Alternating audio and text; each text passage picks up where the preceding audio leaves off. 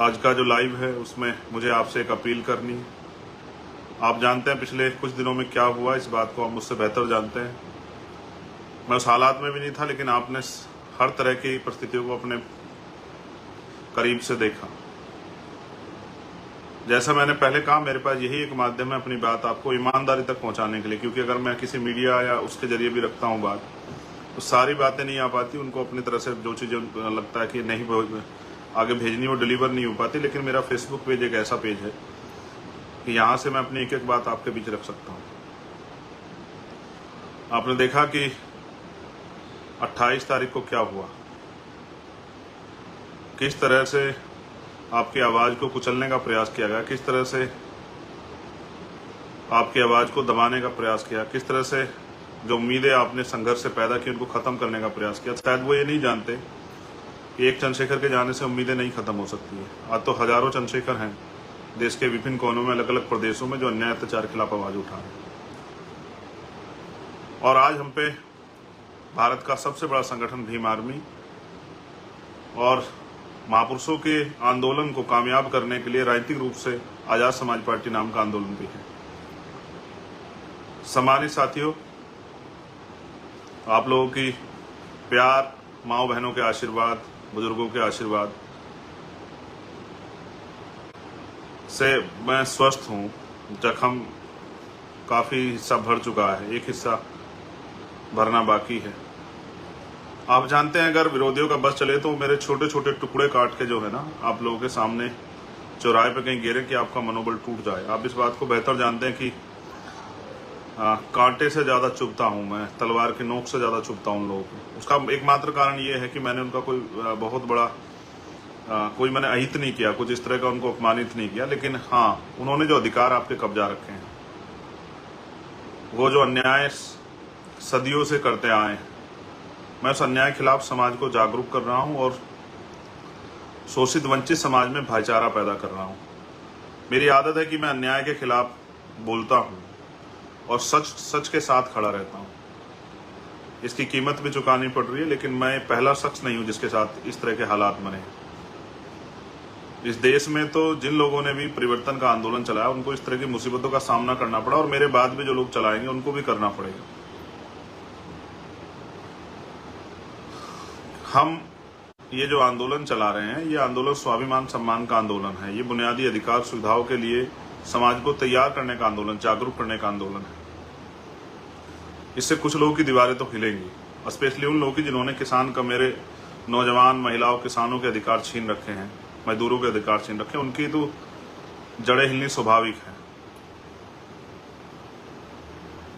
लेकिन क्या मैं उनकी जड़ों की परवाह करते हुए इस आंदोलन को कमजोर होने के लिए छोड़ दूं, या मैं गोलियों से डर के बैठ जाऊं? ऐसा मेरा, आप जानते हैं, मेरा स्वभाव ऐसा नहीं है। मेरा नाम चंद्रशेखर आज़ाद है। मैं आज़ाद पैदा हुआ हूँ, आज़ाद जीऊंगा और आज़ाद ही मरूंगा।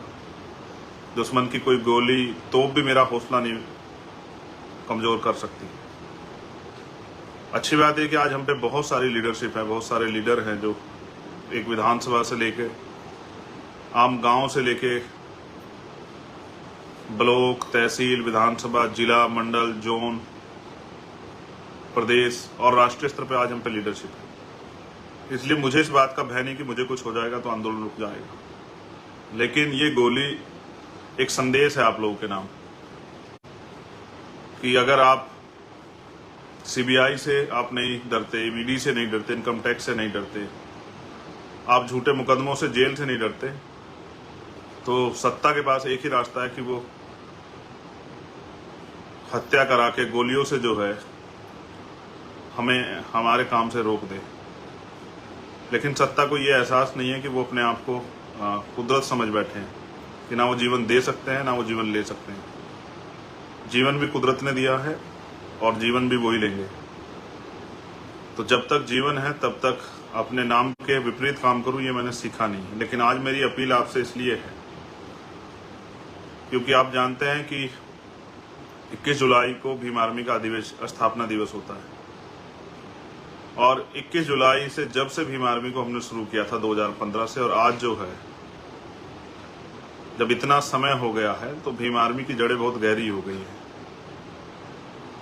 हमेशा हम खुशी खुशी स्थापना दिवस मनाते हैं, जहाँ भी स्थापना दिवस मनाने के हमें आदेश होते हैं लीडरशिप से, हम उसको मनाते हैं। लेकिन इस बार स्थापना दिवस प्लस जो अन्याय करने का प्रयास किया गया उसके खिलाफ बुलंद आवाज उठाने का फैसला हम लोगों ने दिल्ली में लिया है। और इस कड़ी में मेरी आपसे अपील है कि आप देश में जहां भी रहते हैं, आप जानते हैं मेरा भरसक प्रयास रहता है कि मैं अपने लोगों के आय के साधनों को भी समझता हूँ, आर्थिक स्थिति को भी समझता हूँ, किसी तरह का दबाव उन पर नहीं देता। लेकिन क्योंकि ये आज ऐसी स्थिति है कि आपको जवाब देना पड़ेगा, हम गोली का जवाब जो है, हिंसा का जवाब भी जो है अपनी शक्ति से देंगे। लोकतंत्र है, सरों की कीमत होती है। जो लोग संदेश, जो अन्याय अत्याचार होते हैं वो भी समाज के नाम संदेश होता है। अन्याय अत्याचार के बाद वो जो उसको विभत्स किया जाता है, हीनियस किया जाता है, वो भी एक संदेश होता है कि अगर आवाज उठाओगे। बाबू जगदेव प्रसाद कुशवाहा को लगी थी गोली बीच मैदान में आंदोलन के समय में, ये एक संदेश था कि लोग डर जाएं, लेकिन लोग डरे नहीं, लोग चलते रहे। और जो लोग ईमानदार से काम करते हैं उनका साथ कुदरत भी देती है। इतनी माओ बहनों का आशीर्वाद है, मैं स्वस्थ हूँ और कुछ दिनों में फिर इसी ताकत से आपके बीच खड़ा हो जाऊंगा। और मैं फिर कह रहा हूँ, क्योंकि मैंने डरना नहीं सीखा, तो मैं हर तरह के हमले का सामना करने के लिए तैयार हूं। लेकिन मेरा ये मानना है, जैसा मैंने कहा कि मैं आपके ऊपर कोई दबाव नहीं देता हूं, लेकिन इस बार मैं आपसे अपील कर रहा हूं, जिस तरह से आपने भोपाल में मेरे सम्मान की रक्षा की, जिस तरह से आपने भरतपुर में मेरे सम्मान की रक्षा की, जिस तरह से 21 मई 2017 को आपने दिल्ली में मेरे स्वाभिमान सम्मान की और इस आंदोलन की रक्षा की,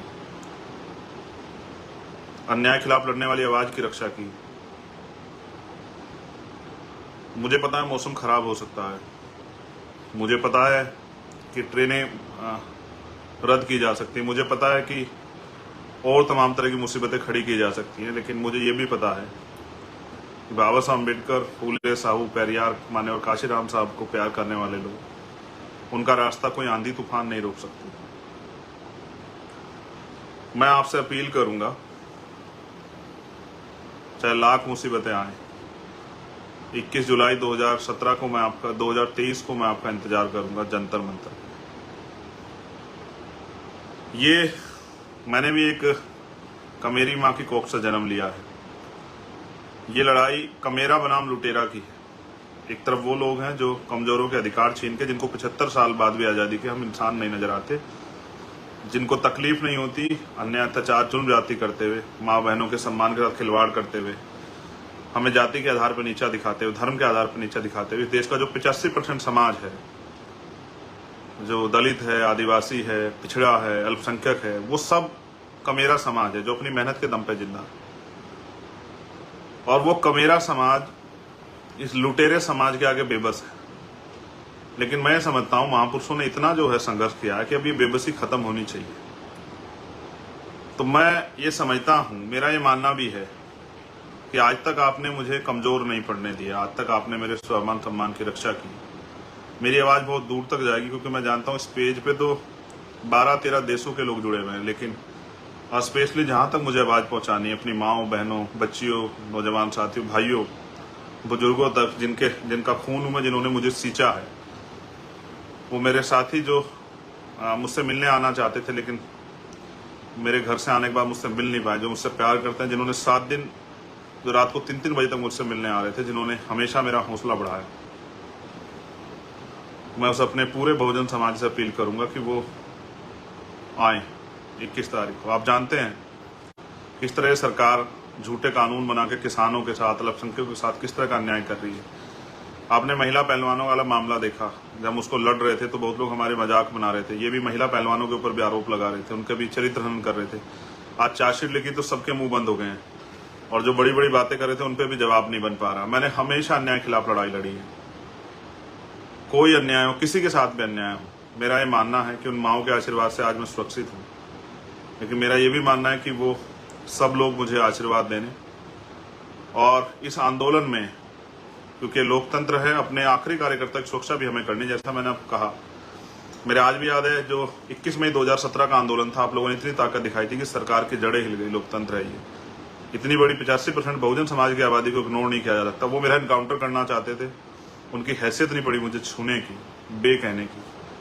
अब वो मेरे खून से होली खेलना चाहते हैं, मैं उनका पहला शिकार हो सकता हूँ, आखिरी नहीं। हमारी लीडरशिप बहुत है, वो उनको भी नुकसान पहुंचा सकते हैं। उनको जवाब देने के लिए पूरे देश में जो हमारे पहरेदार रहते हैं इस आंदोलन के, जो मुझसे प्यार करते हैं, कभी शायद ऐसा अवसर नहीं आया कि मैंने आपसे कहा, लेकिन आज मैं आपसे कह रहा हूं कि आप सब आना, आप अपनी रोटी लेके आना मेरे भाइयों, पक्का राशन, कच्चा राशन लेके आना कि आप 2 दिन को संभाल पाओ, अनुशासन में आना, अपनी शक्ति के प्रदर्शन के लिए आना, इस आंदोलन में मील का पत्थर ठोकने के लिए आना और उनको एहसास कराने के लिए आना कि हमारा भाई अकेला नहीं है और उसके खून से होली नहीं खेलने देंगे हम आपको। देखो, मैं उस दिन भी चाहता तो बहुत बड़े डिसीजन ले सकता था, लेकिन मेरे कंधों पर जिम्मेदारी। हमेशा बहुत सारे लोगों ने भीम आर्मी को कह के इग्नोर किया है कि ये नौजवान लोग हैं, अनकैडराइज लोग हैं और इनकी वजह से मुकदमे होते हैं, ये बेमतलब की बात करते हैं। मैं सच मानता हूँ, एक आधे साथी को छोड़ के, वो भी गुस्से में उन्होंने कह दिया होगा,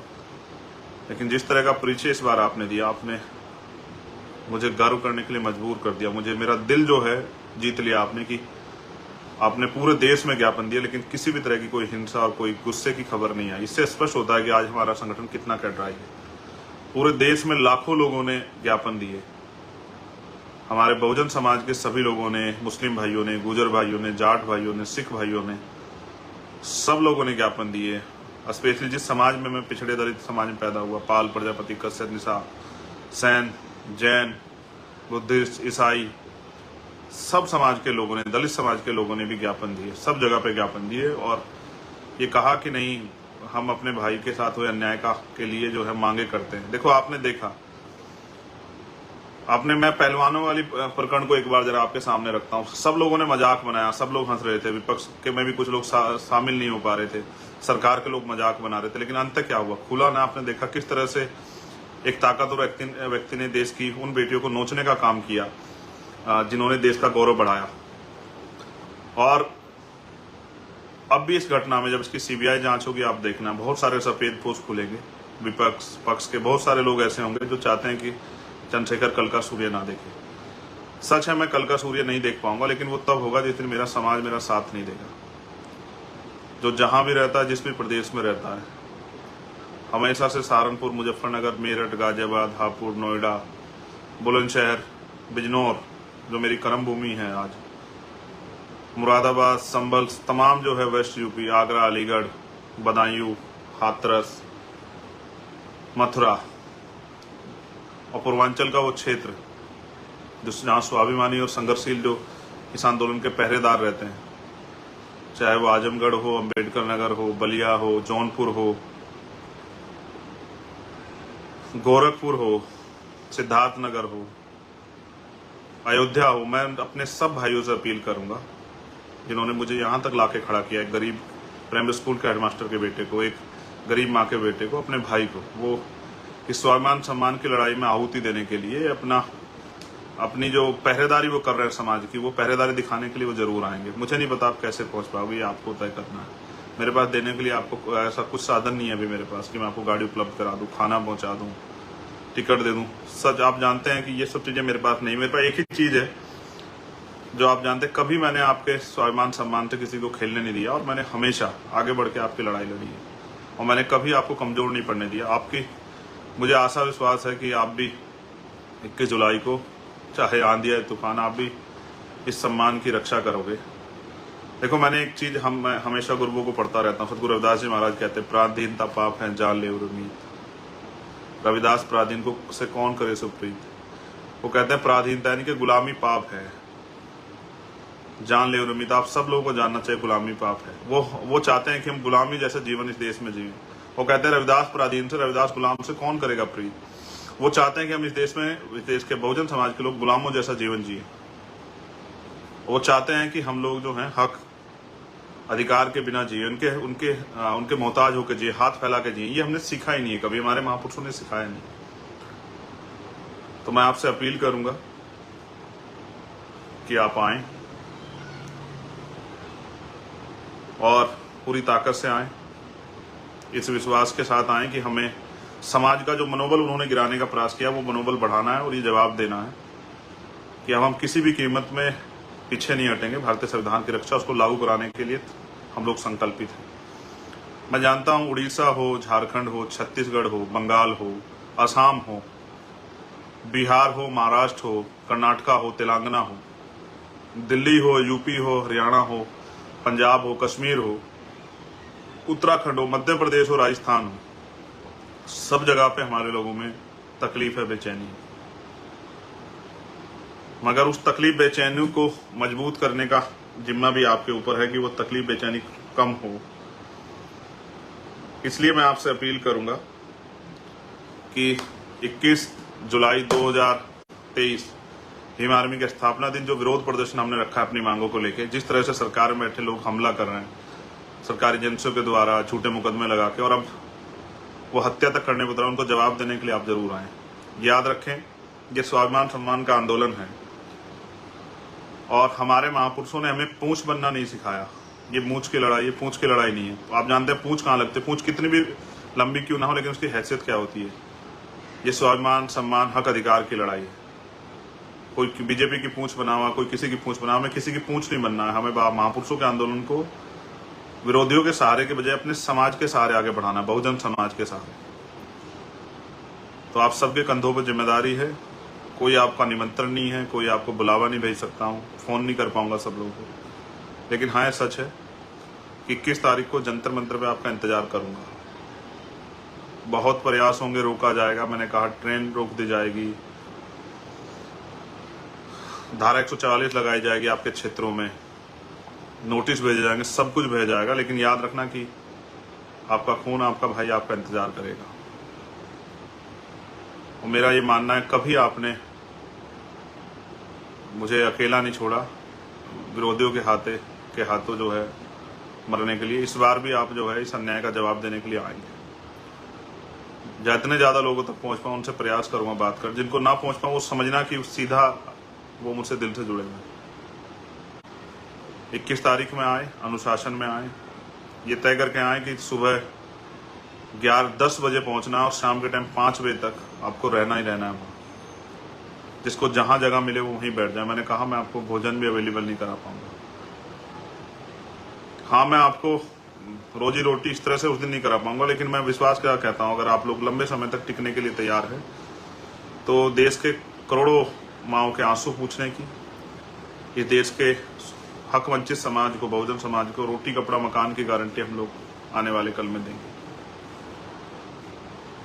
और क्योंकि मैंने सुना है कि आदमी भूखे पेट रह सकता लेकिन अपमानित होकर नहीं रह सकता, तो मैं मानता हूं कि मेरा स्वाभिमानी समाज जो लंबे समय तक अन्य अत्याचार को सहता आया, सदियों तक जिनके साथ अन्य अत्याचार, अब तो वो अपने पैरों पर खड़ा होने का मन बनाएगा, वो जुटाएगा साधन, वो आएगा और मैं इंतजार करूंगा। जय भीम, जय भारत, जय मंडल, जय जोहार, जय संविधान। उन माओं को, बहनों को नमन जिन्होंने आशीर्वाद दिया, जिन्होंने तकलीफ महसूस की। उन भाइयों का स्वागत, क्रांतिकारियों का, पहरेदारों का स्वागत जो आने वाले हैं। उन बुजुर्गों का आशीर्वाद और महापुरुषों के विचारों का जो आशीर्वाद हमेशा मिलता रहे। आपका भाई चंद्रशेखर आजाद 21 जुलाई 2023 को जंतर मंतर पर सुबह 10 बजे आपका इंतजार करेंगे। याद रखना,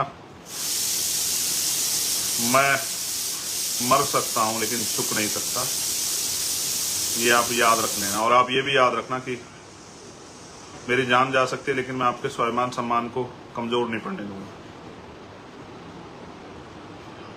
मेरे लोगों की आवाज गोली से भी तेज है, वो 21 जुलाई को सुनाई देगी पूरी सरकार को, पूरे देश को और दुनिया में रहने वाले लोगों को भी मीडिया के जरिए वो सुनाई देगी।